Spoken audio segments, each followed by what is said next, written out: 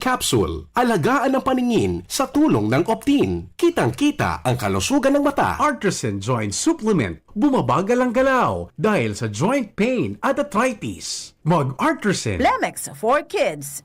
Mommies, agapan agad ang ubo at plemang nakabara. Pambatang lagundi. Plemex! Liver Aid Silimarine Capsule. Ang good drinks at good food, perfect combo. Isama pa ang Liver Aid. It's liver lover, boys! Sa inyong nadango ang pinakahuring bareta, oras-oras sa DZGB.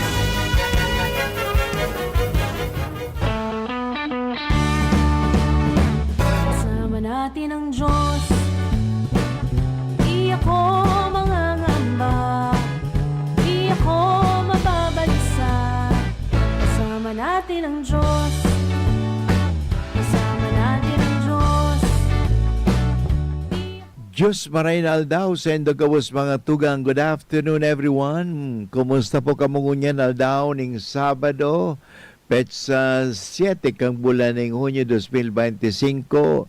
Mga tugang, sana yaon kamo sa maray nakamugtakan.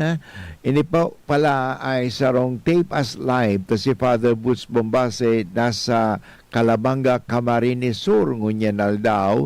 Tama to po ako ning recollection duman.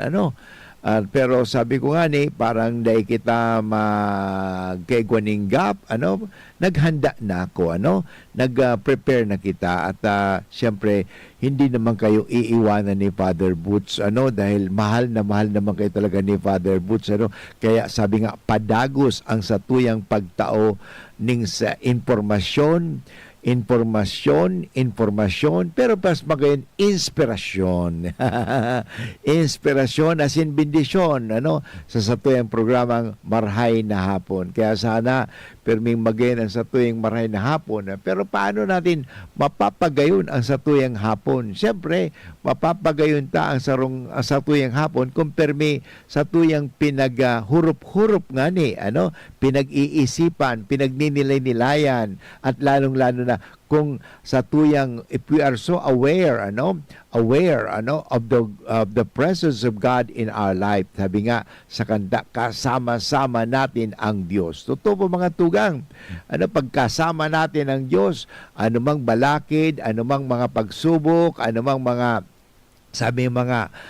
kaulangan sa buhay ay ating malalampasan dahil kasama-sama natin ang Diyos. If God is with us, who can be against us? Sabi sa Bible, Kaya mga tugang, importante yan mga tugang na kita perming, sabi nga, nagsasa Diyos. Data tabi lingawan, don't forget God in your life, wag mong sasabihin, hindi, ang buhay ko ay buhay ko ini. Alam mo mga tugang, anytime pwede kang kunin ni Lord, ang buhay mo ay hindi mo pag-aari, pasubli sa naman po aning kagurangnan. Kaya habang kita nabubuhay, pwede kita magpasalamat sa Diyos sa tuyang rumdomon, si Jesus mismo nagsabi, do this in memory of me. Gawin nindo ito sa pagrumdum sa ko. Gibunin doon Kaya anong gibuhon? Pag ginigibot ang pagmamahal, ang pagkamuot, na sa tuyang ipinapagirumdum ang Diyos. Mo kita nagpapatawad? Sa tuwing ipinapagirumdum ang Diyos. Kaya importante mga tugang. Kasi kadaklan ng baga, nililingawan na ang Diyos, nililingawan. At minsan, nalilingawan na nga ang Diyos dahil sa, Father, okupado pa ako, busy na pa ako, dahil na akong time magpangadji, dahil na nga, Father, time na magsimba sa Domingo, dahil na akong time, Father, sa Diyos Alam mo, miski nga ni, ano mang ginigibo mo, naglalaba ka, nagpaplansya ka, gawain bahay na yan, o halimbawa naglalakaw-lakaw ka, o ano mang ginigibo mo, sana maisipan mo lamang ang Diyos.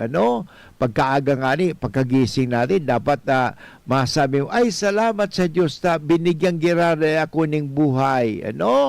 Magayon-magayon, pero nasa isip ang Diyos. Kasi minsan, yun na nga na nangyayari, nalilingawan na tabi ang Diyos. Dahil sa nalingawan hanggang sa gayon, daay na naaalala ang Diyos. Ang naaalala na lang, paano ba ako kumita? Paano ba ako maging mayaman? Paano ba ako maging gwapo? Paano pa ako? Mga makamundong bagay na tabi, ang mga bagay na iyan, mawawara. Sabi ko nga why invest in something that will lose? Yung mga bagay na you will not gain. Dapat you have to invest something in you will gain forever. And what is that? Our investment with our relationship with God. Magayon mga tugang yan Kaya araal daw, ano mang ginigibot narurumdaman ta ang Diyos. Kaya nga minsan, pag narurumdaman ta ang Diyos, we talk to God in prayer. At the same time, mga tugang, sabi nga, pag narurumdaman ta ang Diyos, nagibo kita ning karahayan, sa kapwa, sa tuwing mga sadiri, at lalong-lalo na, ikapagpapuri yan sa Diyos. Yung ikapag uumaw sa Diyos. Kasi sasabihin, tingin mong taong yan, kakaiba. Hindi, kakaiba ang taong yan. Bakit?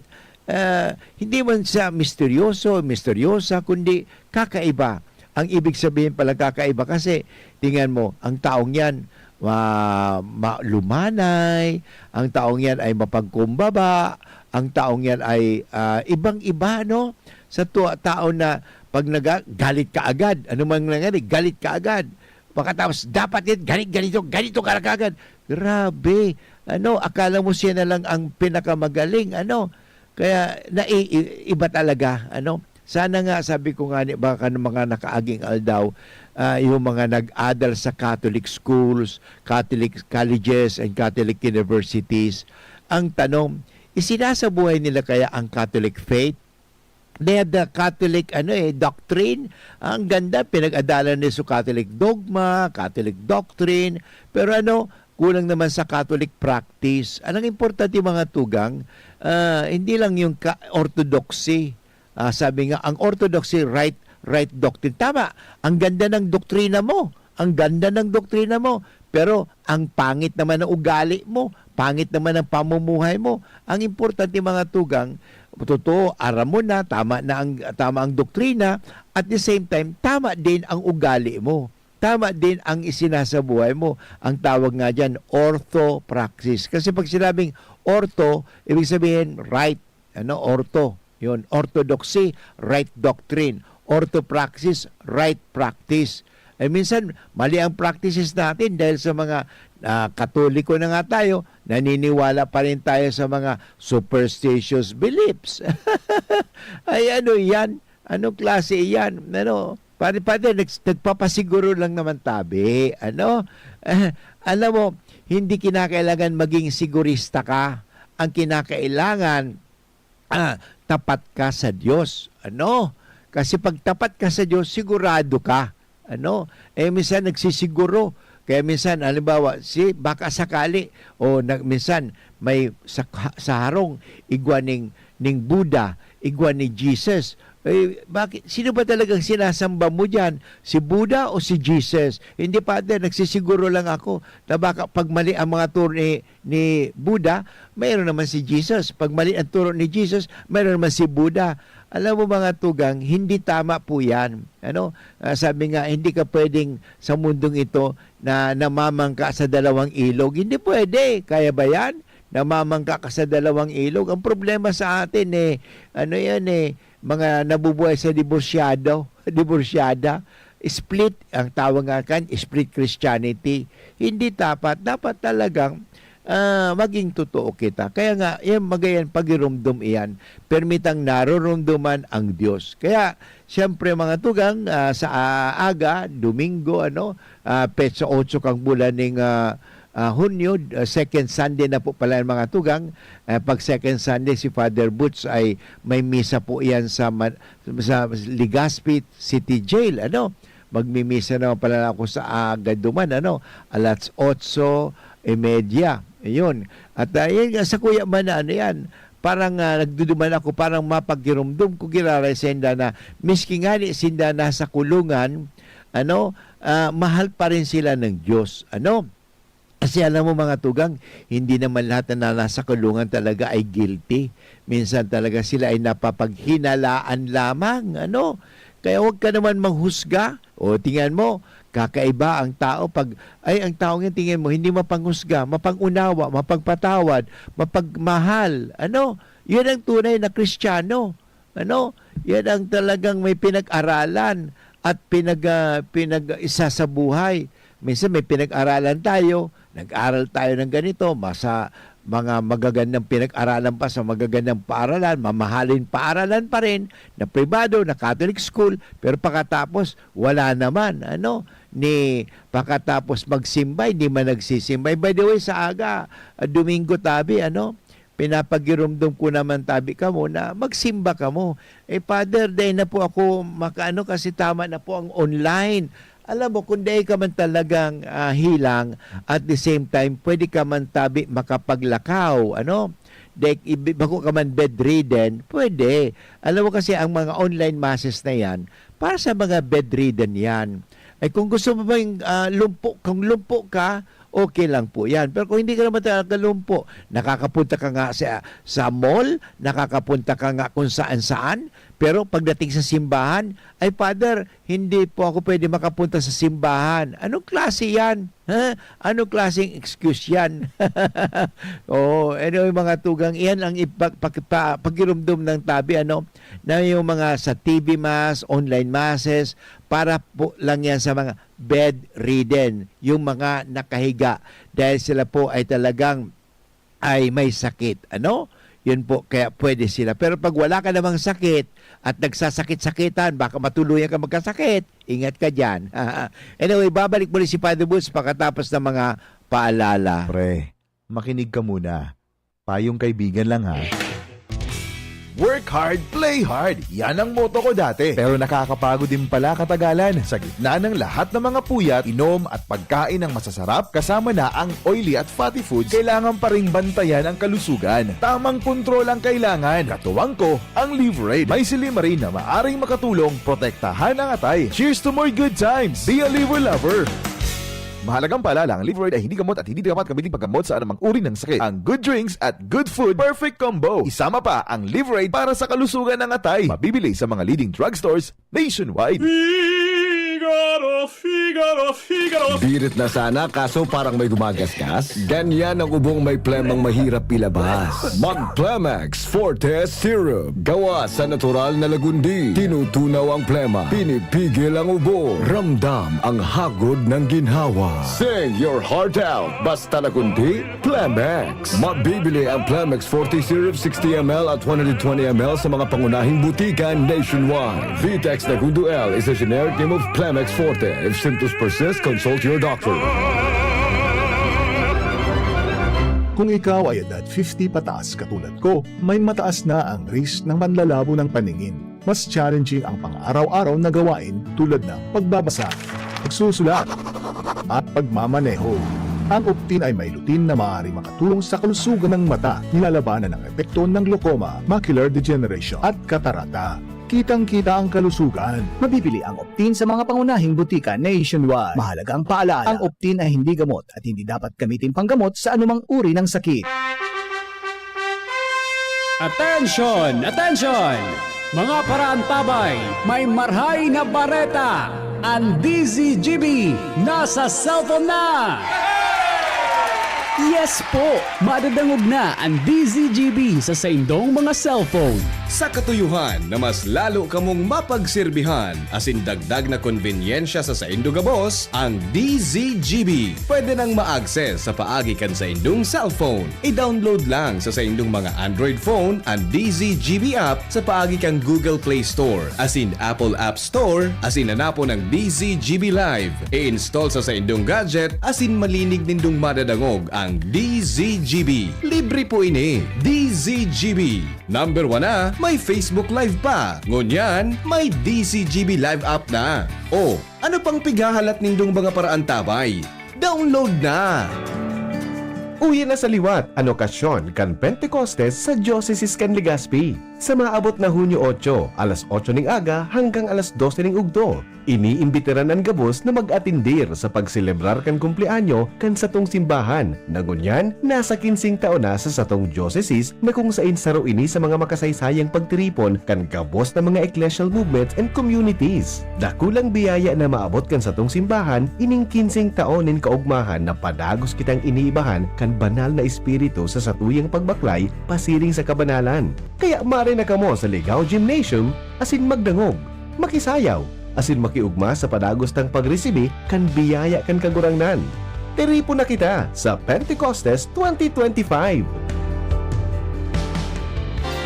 Inihahatod sa ilo kang Department of Environment and Natural Resources, Regional Office No. 5, ang programang Kapalibutan Ta at Tamanon Ta. Kapalibutan Ta at Tamanon Ta. Programang magtataonin informasyon asin kaaraman, manangod sa satuyang kapalibutan, asin sa mandato kang Department of Environment and Natural Resources. Sa tung hinanyugon, kada Huwebes alas 11 sagkod alas 12 nin pagkaudto, Kapalibutan Ta at Tamanon Ta. Hatod sa Indo kang DENR Regional Office 5 asin kan istasyon na ini.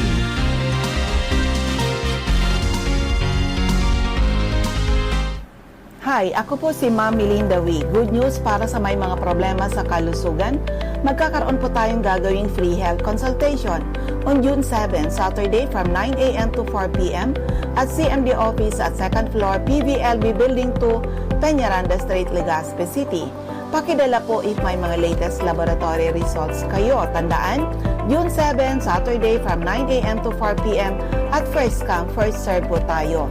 Kami po ay seryoso sa aming mission to help restore the health of people. Marami na ang nakagraduate sa maintenance at mga due for operation ang nasave sa operasyon. O galiing makinig sa programang CMD Kalusugan at Kabuhayan Monday to Thursday, 6:30 hanggang alas 7 ng gabi at kapag linggo, 7 to 8 ng umaga dito sa 729 kHz BSGB Legazpi. For more information, you may call or text 0939-904-0717.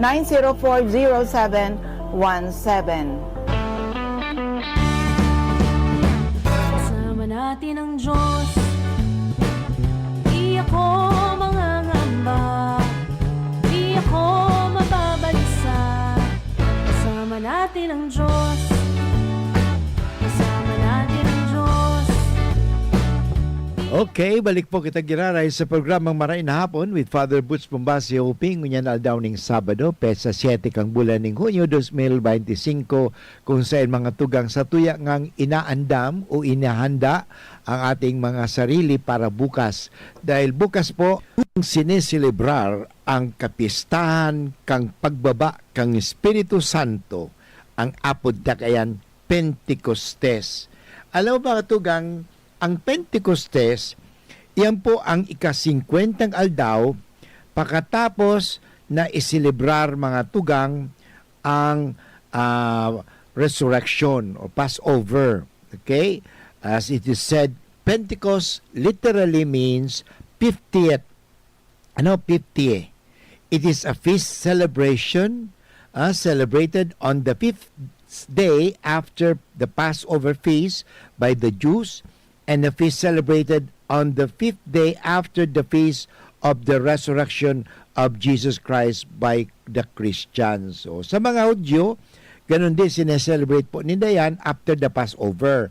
Sa tuwing ng mga Katoliko, sa tuwing sineselebrate yan po after the resurrection of Jesus Christ. Ano? At alam mga tugang, yung Jewish Pentecost was originally a post-harvest Thanksgiving feast. Kaya pagkatapos kang sa indang mga pag-arani, yun kapistahan Pentecost. Later sabi nga, the Jews included it in the remembrance of God's covenant with Noah after the deluge and with Moses at Mount Sinai. Mga tugang. Ano po ang nangyari duman sa Pentecost? Ano? On the day of Pentecost, mga tugang, the Holy Spirit descended upon the apostles and the Blessed Virgin Mary as tongues of fire. Yung po ang nahiling duman. So, nangyayaring event na ito. Kaya pag na-picture nindo ang Pentecost, mga tugang, So, Holy Spirit, buwaba sa mga apostoles, asing kay Mama Mary as tongues of fire. Sumahiling to mga tugang duman. At kasusarong daw nga na pag-urayan mi nga ni na talagang hindi pwede talaga ang babae maging pare kasi nga hindi man ginawa ni Kristo. Pwede na sana si Mama Mary, pwedeng gawin sana ni priestess si Mama Mary ni Kristo, but hindi nangyari yan. Okay? So, sumusunod lang po tayo sa Bible, no? Kasi ever since, talaga ang mga pare, lalaki lang. Okay? Jesus Christ could have made Mary as a priest because siya pwede talaga. Pero hindi po. May papel si Maria. Kasi unang-una, si Adan, ay lalaki. At si Jesus, lalaki. So, yun po ang mangyayari, ang transignification ang tawag kaiyan. Okay? But anyway, lang po yan, para paliwanag po sa inyo mga tugang yan. So, tongues of fire, yun ang madirumduman ta, ha? Kaya pag Pentecost, mahiling mo sa mga dila na kalayo. Ano ta dila na kalayo yan? Kasi sa mga apostoles, pagkatapos na sila ay nakatanggap ng Espiritu Santo, nakapagsalita ng iba-ibang lingwahe, tongues of fire, at naging silang passionate po mga tugang. So nagkalayo sa indang mga dila to the point that they were able to preach and nadaay na sila natakot na ipahayag ang Panginoong Jesucristo. Okay? Yung pangadwa mga tugang, yung sinasabi nga natakot, the frightened apostles were transformed into a fiery preachers. Grabe, magaling. Dati takot na takot sila. Tandaan natin mga tugang na nakapinid pa nga pintuan sutrangkat, nagtatago sinda. Pero nang dumating ang Espiritu Santo, nawala na yung takot ninda. Dati duwag, ngunyan, nagkaroon ng liwanag, at dahil sila po ay nagkaroon ng liwanag, natanggap nila ang liwanag, sila po ay naging fiery. Sabi nga, preachers, grabe, talagang mainit, mainit at the same time, fiery preachers and evangelizers. And were given the gifts of tongues. Yun, yung gifts of tongues po. Tongues of fire, gifts of tongues. Yun. By a special anointing of the Holy Spirit. Kaya sa mga nakadangog sa inda mga tugang na nagtataram sinda sa sariling lingwahe, pero naintindihan ninda. So, yan, kakaiba po yan sa Turi ni Babel. Nung panahon kasi, gustong abutin kan mga tao ang kalangitan. Kaya naggibo sila ng Turi di Babel. At dito ngayon, doon sa Turi ni Babel, ay dahil sila nagkairintindihan. Okay, di ba natapos ito? Ngunyan, iniho, sa Pentecost, nagkairintindihan. Intindihan ninda. Aliwa, nagtatarawa kong Bicol, tapos sa Amerikano, naiintindihan niya ako. At parang, ang nadadagog niya, English language, pero Bicol ako. Yun, argan. So mga Russian, nakaintindi man. Nagtatarawa kong Bicol, pero naiintindihan ako ng mga Russians. Ninda, nagsasalita ko ng Russian. O so mga Mandarin o mga Chinese, nagtatarama akong Bicol, pero ang dangog ninda, Mandarin. Yun, kaya nagkairintindihan. Why? Because of what we call the gift of tongues. Yan po ang gift of tongues, mga tugang. Kasi ang gift of tongues, hindi naman yung tulad na glossolalia, tama po yan, sa Greek glossolalia, glo kasi from language, pero ang importante dito po, sa salita, nagkairintindihan. Yan, nagkakairintindihan sa salita. Pero naintindihan yun. Halimbawa, pero nagmamambling ka, pero naintindihan kita. Yun ang importante, nagkakairintindihan. Okay, tanda natin the event that happened in Pentecost, nagkaigwan tongues of fire and the gift of tongues. Special anointing by the Holy Spirit. And pangatalo, the listeners experience a fresh anointing of the Holy Spirit through the apostles' gift of tongues. They heard Peter speaking in their native languages. Yun. Pero naintindihan mga tugang. Why? Because of the fresh anointing of the Holy Spirit. Kasi nga bumaba ang Espiritu Santo. At pag sabi nga, pag ang Espiritu Santo ang lumukob sa atin, magkakairintindihan tayo because the spirit of love, the spirit of understanding, the spirit of joy, yaw sa tuya. Kaya maganda mga tugang yan. So yung mga tagapakinig na experience na naranasan nila, yung a fresh anointing of the Holy Spirit. Papaano? To the apostles' gift of tongues. Sabi nga dito, si Pedro nagtataram na Greek Aramaic, o nagtataram ng Hudyo, salitang Hudyo, pero naintindihan kan mga ibang tao. Halimbawa, kunya ka duman, Pilipino ka, yaong ka duman sa nagtataram sa mga apostles, naintindihan mo. Kahit hindi ka marunong magsalita ng Hebrew, pero naintindihan mo. Magayon mga tugang yan. And then pang-apat mga tugang, sa event na ito, the early Christians became powerful witnesses and brave martyrs for their faith in Jesus. Kaya magayon ng mga tugang sa pangyayari na itong buwaba ang Espiritu Santo, so mga Kristiyano, naging powerful witnesses, naging matibayo na o makapangyarihan na tagapagpatutuo. Kasi ang witnesses mga tugang, tagapagpatutuo. At the same time, naging matapang na martyrs. By the way, pag sinabing martyr, ang martyr po mga tugang, ganun din po yan. Martyr is tinatawag natin witness. If you are a martyr, ibig sabihin, you witness. So, yun, brave witnesses and brave martyrs, o powerful witnesses and brave martyrs for their faith in Jesus. So, dahil na sila natakot. Kaya dati, takot na takot sila magpayag kasi baka, sabi nila, ay, ginadan si Jesus, baka gadanon man kita. Kaya ang nangyari, mga tugang, naging matapang na sila. Dahil na sila natatakot. Kung may kinatatakutan man sila mga tugang, ang kinatatakutan lang nila ay ang magkasala o mahiwalay sa Diyos. Yan talaga na dapat Kristiyano. Matakot kita na gumawa ng kasalanan. Ang iba kasi hindi naman natatakot na gumawa ng kasalanan Minsan pinaglalandakan pa nilang kasalanan. Tingnan mo, ako, mayaman kasi magaling ako mangurakot. Yun, tingnan mo yan. Hindi na talaga dapat ikahiya mo yan. Ang kasalanan ay dapat ikahiya, hindi dapat ipagmalaki. O tingnan mo ako, ang dami kong asawa. Tingnan mo, ang galing-galing ko. Mali po yan. Mali po yan. You are not a powerful witness. Ang tawag yan hindi witness, kundi weakness. Kakulangan o kahinaan. Dapat tayo ay maging malakas, matapang, kaysa mahina. But anyway, babalik muli si Father Boots pagkatapos ng mga pagirumdom. An oras hatod sa Indokang. Plemex for Kids. Mommies, agapan agad ang ubo at plemang nakabara. Pambatang lagundi.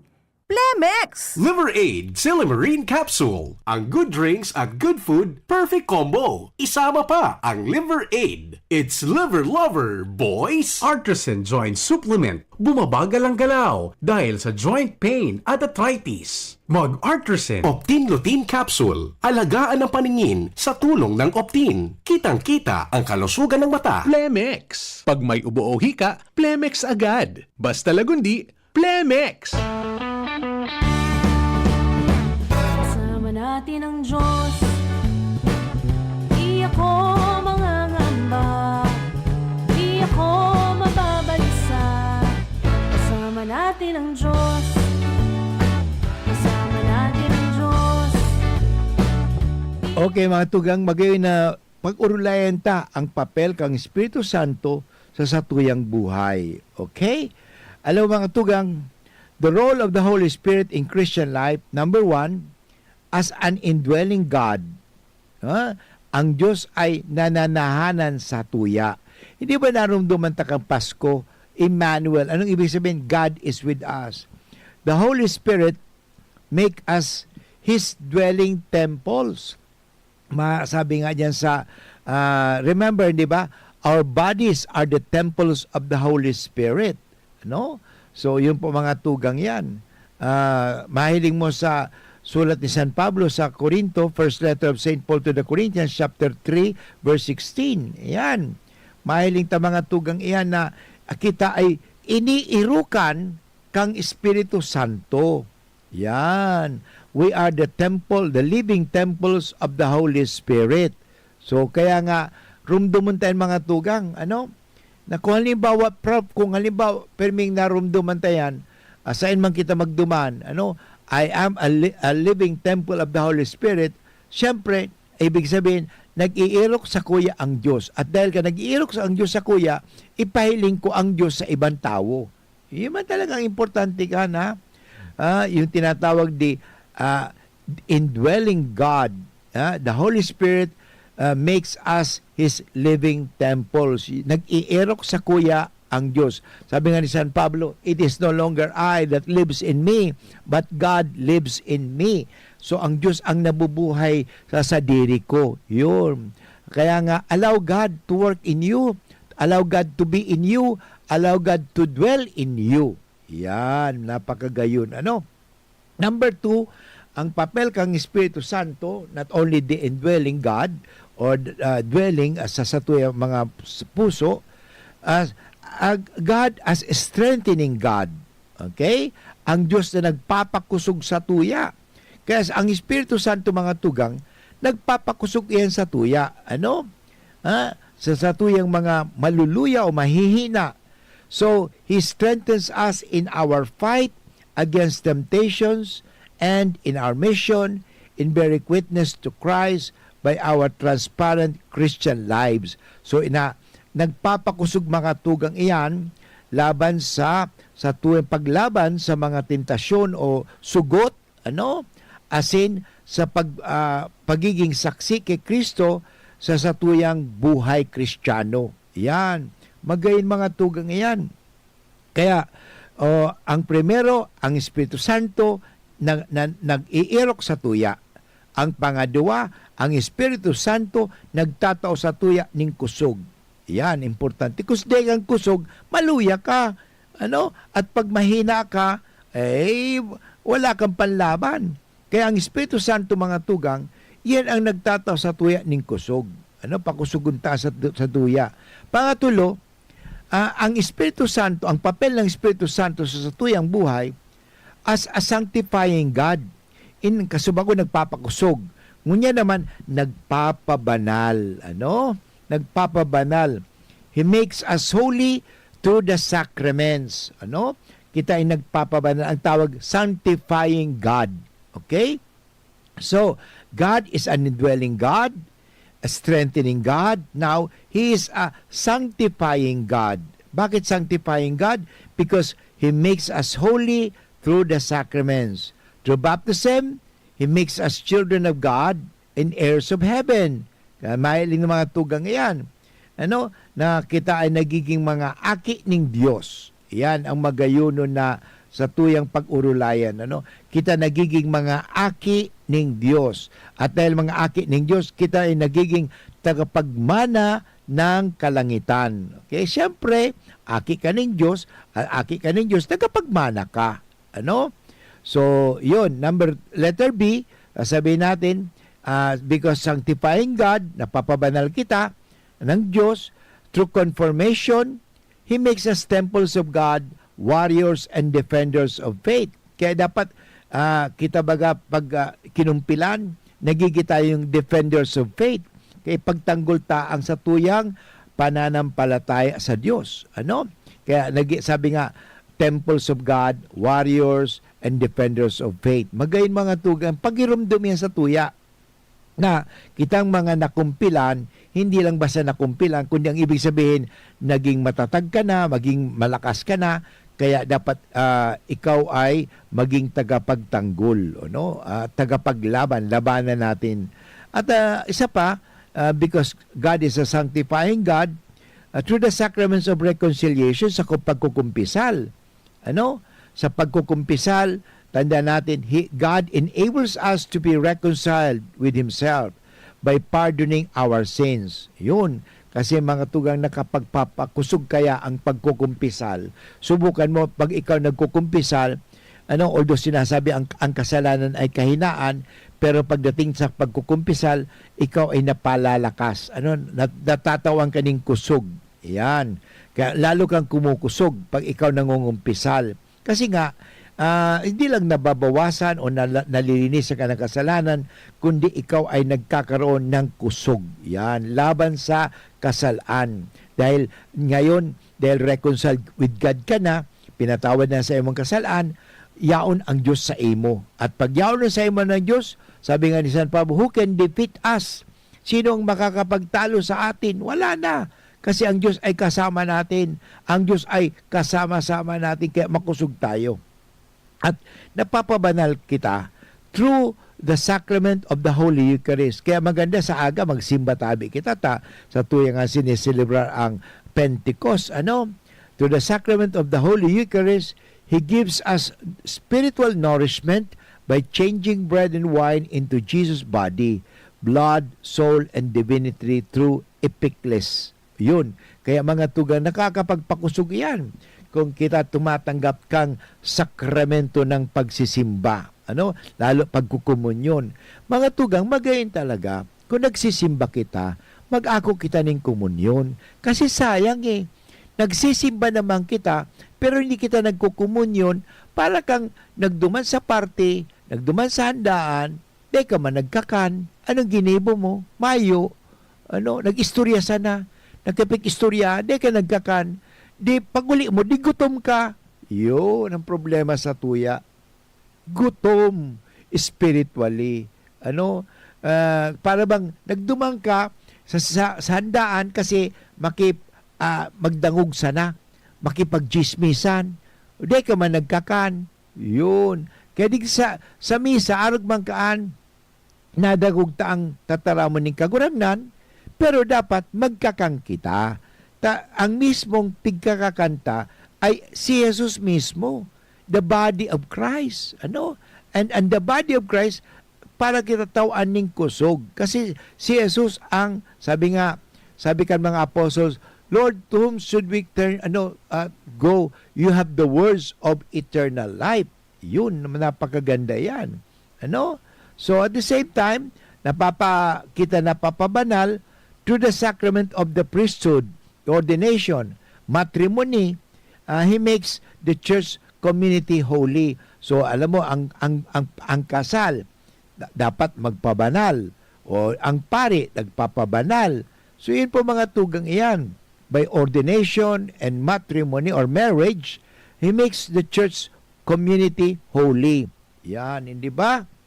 Importante maging kasangkapan kita sa kabanalan. Kaya sabi ko nga, miski sa pag-adal sa Katoliko, dapat pag naghali kita sa Catholic school, dapat maging banal kita, bakong mga hangal. Minsan nagiging kitang hangal. Hindi talaga banal. Ang importante, banal. Ulitin ko sa sinabi ko mga nakaaging aldaw, para maging banal, dapat magdasal, mag-aral, at magkaiganing mabuting asal, parang maging banal. Ang importante mga tugang iyan sa buhay ng Kristiyano. Okay? Para gusto kasi ni Kristo na tayo ay mabuhay na banal. And then, as ang papel kang Espiritu Santo, sabi ko nga, God, indwelling God, strengthening God, sanctifying God, at the same time, guiding God, teaching and guiding God. So, mahiling ta na ang Espiritu Santo, Diyos po yan. So, as ang Diyos, He clarifies and constantly reminds us of the Christ teachings and guides the magisterium of the church in presenting the church teachings correctly. Kaya nga, nagtuturo, naggagtataw sa tuya ning gabay ang Espiritu Santo. Kaya nga, tingnan mo, bago nag-elect ng Santo Papa, di ba, Mass of the Holy Spirit. Kita man bago nagkakaigwa ng eskwela, Mass of the Holy Spirit. So, apo doon ang Espiritu Santo kasi siya ang magtuturo. Hindi ba sabi ni Kristo, ang ituturo kang Espiritu Santo, yung mga itinuro ko sa inyo, to clarify and to remind Christ's teachings. So yung mga to. Anyway, babalik si Father Butch pagkatapos sa mga pagirumdum. Uwi na sa liwat ang okasyon kan Pentecostes sa Diocese kan Legazpi. Sa maabot na Hunyo 8, alas 8 ning aga hanggang alas 12 ning ugdo. Iniimbitiran ang gabos na mag-atindir sa pagselebrar kan kumpleanyo kan satong simbahan. Nagunyan, nasa 15 taon na sa satong diocese na kung saan saro ini sa mga makasaysayang pagtiripon kan gabos na mga ecclesial movements and communities. Dakulang biyaya na maabot kan satong simbahan, ining 15 taon nin kaugmahan na padagos kitang iniibahan kan banal na espiritu sa satuyang pagbaklay pasiring sa kabanalan. Kaya mare na kamo sa Ligao Gymnasium asin magdangog, makisayaw, asin makiugma sa padagos ng pagresibi kan biyaya kan kagurangnan. Tiripo na kita sa Pentecostes 2025. Ubo ng anak, nakababahala, baka plema. Para dyan, Plemex for Kids ang pambato ko. Ang Plemex for Kids ay gawa sa lagundi. Tinutunaw at pinalalabas ang plema. Ginhawa para sa bata, peace of mind para kay mommy. Camille Prats Yambao po, nagfi-flex for Plemex. Pambatang lagundi, Plemex! Vitex Segundo L is the generic name of Plemex for kids. If symptoms persist, consult your doctor. Mommies, agapan agad ang ubo at plemang nakabara. Pambatang lagundi, Plemex! Abangan sa Radyo DZGB ang programang Usapang Consumer at Negosyo. Programang magtataunin kasimbagan sa saindong mga kahapotan tungkol sa pagninegosyo. Magdadara ning kadagdagang impormasyon mapadapit sa mga diretsos nin mga konsumidor asin mga giya kung paano maging mga responsableng parabakan. Usapang Consumer at Negosyo.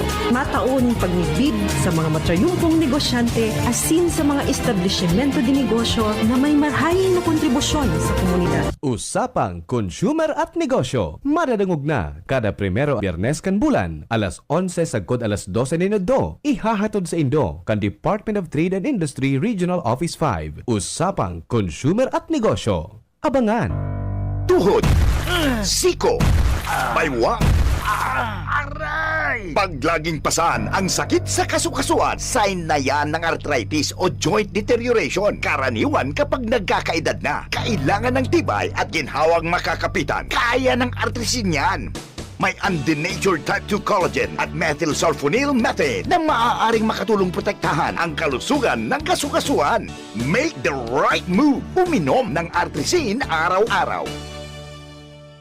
Mabibili ang artrisin sa mga leading drugstores nationwide. Mahalagang paalala, ang artrisin ay hindi gamot at hindi maaaring gamitin panggamot sa anumang uri ng sakit. Huwag baliwalain ang kirot na nararamdaman sa tuhod. Baka hindi lang yan joint pain, kundi sintomas ng arthritis. With proper diet and exercise, uminom ng artrisin. Ang artrisin ay undenatured type 2 collagen at methylsulfonyl methane supplement na maaaring makatulong protektahan ang kasukasuan. Ito ay may antioxidant at anti-inflammatory properties na tumutulong labanan ang epekto ng arthritis tulad ng pananakit ng kasukasuan, pagkasira ng buto at limitadong paggalaw. Sa tulong ng artrisin, maaring mas tumibay ang cartilage, ligaments, tendons at synovial fluid na bumubuo sa kasukasuan, mas flexible gumalaw, kayang-kaya maglakad o mag-jogging. Mabibili ang artrisin sa mga pangunahing butika nationwide. Make the right move.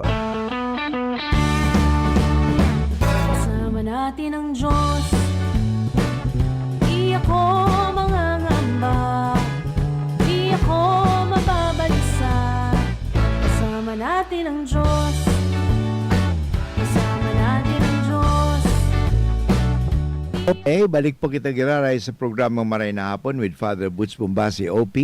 Ngunya na sa tuyang pinag-urulayan ang papel ng Espiritu Santo sa satuyang buhay Kristiyano, ano? Kasi sa aga, sa tuyang iseselebrar ang kapistahan kang Pentecostes, ano? Ang Pentecostes, mga tugang, napakaganda yan, paagirumdum sa tuya ang pagbaba kang Espiritu Santo sa satuyang buhay, ano? Kaya ngunyan sa kuyang ipinapaliwanag ang papel na ginagampanan ng Espiritu Santo sa satuyang buhay. So, primero, parang ma-review natin, ang Diyos ay nag-iirok sa tuya. In English, we call it indwelling God. Ang Diyos yaon sa tuya. Okay? Pangalawa, ang Diyos ang nagtatao sa tuya ning kusog, strengthening God. Number 3, ang Diyos nagtatao sa tuya ning kabanalan. Tayo pinababanal tayo sa satuyang mga pagtanggap sa mga sakramento, sanctifying grace, Okay? And sacramental grace, So mga tugang iyan. Sabi ko pang-apat, ang Espiritu Santo nagtatao po sa tuya iyan ning giya, asin nagtuturo sa tuya kang mga itinuro ni Kristo. Dahil ba siya maturo kung ano ang ibang-iba? Dahil ba siya maturo ng iba? Ang ituturo niya ay ang mga tinuro sa tuya ni Kristo. Sabi nga ni, magpapaalala, magpaparemind, constantly reminds us of Christ's teachings and guides the magisterium of the church. Alam mo yung magisterium of the church, mga tugang, ini ang parang Supreme Court, na ang kino-compose of the bishops, the Pope, sila ay the teaching authority of the Catholic Church. Kaya nga, sa doktrina, isa lang ang sa tuya. Kaya sa Katoliko, dahil bago kitang baranga, sa Protestant kasi, baranga asin na iba-ibang mga community kita, kaya Catholic kasi saro sa naiyan. Ang liturgy, kalimbawa ako kaya itong nag-attend ako sa Israel, Katoliko yun, pero pareho man sa iba lang yung language. Nagpunta ako doon sa Paris, French po yun, French Mass. Nag-French Mass din ako, pero di ako totoo mag-French Mass, pero nag-attend ako. Pero pareho ang ginigibo ninda. Kaya ibig sabihin, nagkakasaro kita. One in faith, one in hope, and one in practice. So one in doctrine, one in practice. Because we are only headed by one Pope. Yun, hindi iba-iba. Hindi iba-iba ang mga turo. Isa lang ang turo, isa lang turo ng simbahang Katoliko. Yun, hindi iba-iba. Hindi iba-ibang, Father, iba-iba naman ang sermon ni Father. Hindi po yun. Isang turo lang ang simbahan, Kasi at teaching and guiding God nga, by the magisterium. Kasi the Holy Spirit guides the magisterium or the teaching authority of the church in presenting Christ's teachings correctly. Kasi parang di magkamali, ang mga itinuturo sa simbahan. Kaya pakinggan natin ang turo ni Santo Papa. Kasi yun po yun Lalo-lalo na ang turo ni Santo Papa, lalo na sa naapod sa mga doktrina, pinapariman sa tuya yan. O lately, sinasabi niya na si Adan at si Eva. So God created Adam and Eve. He did not create Steve, okay? Or he did not create iba, kundi talaga mga tugang man and woman. Sa Bible baga, man and woman, hindi naman mix, kundi man and woman. Okay? So yun turo ng simbahan. Kaya, mahiling mo mga tugang, miski nga ni sa pag namundag ang aki. Hilingon mo, pag namundag ang aki, kung ako po nag-work sa hospital, pag namundag ang aki, mahiling mo na, ay, lalaki, ay, babae. Di mo salamin, ay, bakla. Di mo sila, pag namundag ang lalaki, pag halimbawa namundag ang babae, nasabi mo kagad, ay, bakla.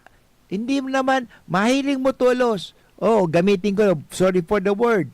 Pag namundag ang lalaki, mahiling mo, may pitoy. Okay? Sabi pag may, ang babae naman, may, alam mo na ito. Yun, masabi ko na. Alam mo na ito. Actually, huwag natin babaguhin ang kasi ang gender daw marami. Hindi po, isa lang. Either man and woman.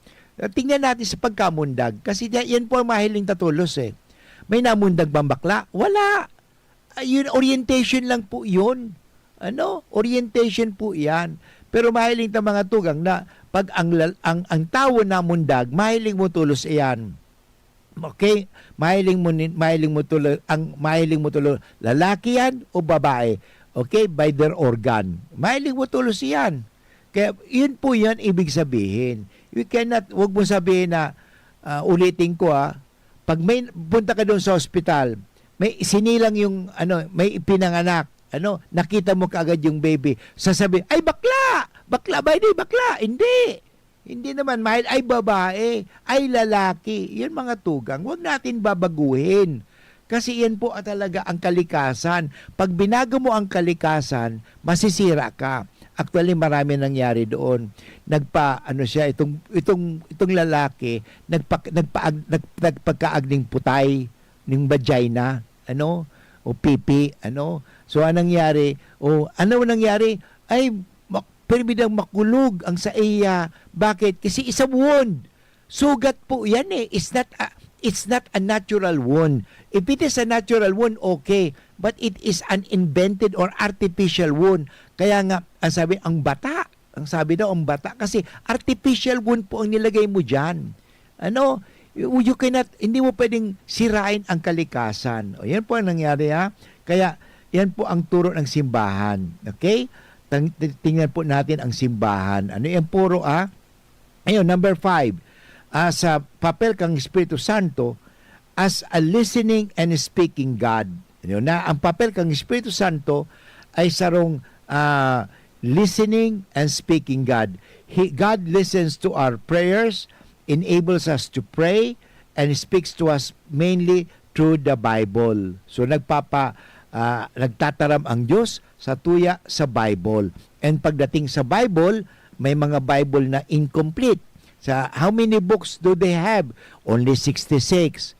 Pagkatapos ang Katoliko, we have 72 books. So sasabihin, Padre, wala naman sa Bible. Kasi nga, kulang ang Bible ninyo. You have only 66 books. Kaya kulang. Kaya wala naman doon. But we have 72 books. And by the way, ang tanong, kaya itong panahon, sisay ba talaga ang nagsabi yung canonicity of the Bible? Sisay ba? Ang Katoliko o ang Protestante? Ang Katoliko. Sino ba nauna? Katoliko o Protestante? Yung mga Protestante, galing po sa Katoliko yan. Kaya si Martin Luther, galing pong Katoliko yan. Mga Katoliko yan nga lang gusto nilang humiwalay kasi gusto nilang gumawa sila rin ng sariling reliyon. Yun po yung nangyari. Kaya naghiwalay sa Katoliko na pinound ni Kristo. Ang Katoliko po is founded by Christ, not by Peter, but by Christ. Okay? Not by anybody, not by anyone. Remember, the founder of the Catholic Church is Christ. And the founder of any religion, tulad ng si Martin Luther, ay tao lang po siya. Okay, tandaan po natin. Mag-ingat tayo dyan. So, yan. So, number 6, mga tugang, ang papel kang Espiritu Santo, He's a giver of gifts. He gives us His gifts, fruits, and charism, thus enriching the church. Kaya nga, dahil kaya yung charismatic gifts, hindi ba? Kaya there are gifts for administration, gifts for preaching, gifts for healing. Kung ano ang gifts na tinausain mo ng Diyos, gamitin po yan to enrich the Catholic Church, to enrich the church. Yan po ang importante. Kasi minsan, tinawagan ka ng gift of preaching, pagkatapos ikaw naman ginamit mo yan sa gift of administering, ay hindi ka naman talaga administrator, kundi preacher ka, nasira. Kaya kung ano ang tinausain mo ng Diyos, gamitin po nindo. Kunyari, tinausa kuya ng Diyos, parang sa kuya, more on gift of preaching. So, nasa preaching po ako. Pagdating sa administering, medyo mahina po ako dyan. Tanggapin ko po yun. Mahina po ako dyan sa administration. O pagdating sa pera naman, mahina din ako dyan. May mga magaling sa pera dyan. Di duman. Kaya, igalang natin ang regalo ng Diyos sa tuya. Gamitin tayo yan. Kasi yan po ang papel na tinausa tuya ng Diyos. So in other words, ang mensahe sa tuya, the role of the Holy Spirit, we need to permit the Holy Spirit to take control of our lives. By constantly remembering His holy presence and behaving well. By praying for His daily anointing so that we may fight against our temptations and control our evil tendencies or evil habits and addictions. By asking daily assistance to pray, listening to God through the meditative Bible reading. and taking to Him a personal, family, and liturgical prayers, and by asking the Holy Spirit to do good for others and to be reconciled with God and with others every day.